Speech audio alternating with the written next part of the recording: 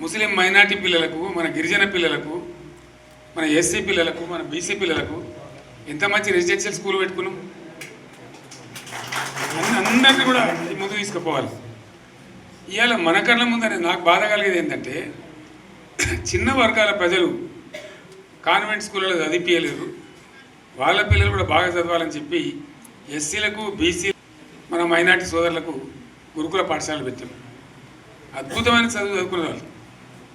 ఇవాళ మొత్తం రోజు బడి పిల్లలు విషాహారము, కడుపు నొచ్చుడు, బాధపడు, పురుగులు అన్నం పెట్టుడు, పిల్లలు వెళ్ళిపోతున్నారు.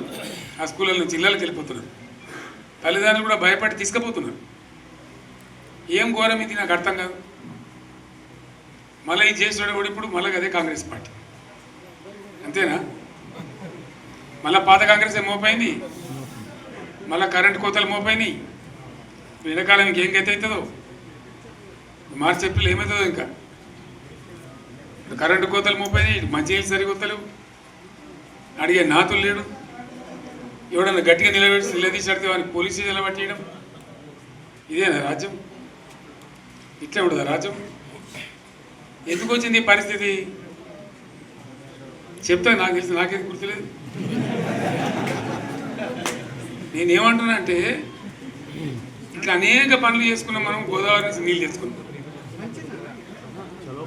నీళ్ళు తెచ్చుకొని మంచినీళ్ళ తర్వాత సాగునీళ్ళు ఎంబడబడ్డాయి.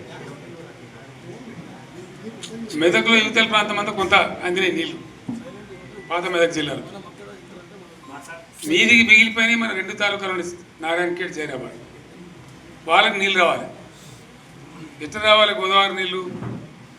సింగూరు ఓ టైంలో నిండుతుంది, ఓ టైంలో నిండదు. మరి నిండినప్పుడు ఎట్లా? గోదావరి నీళ్ళే దిక్కు.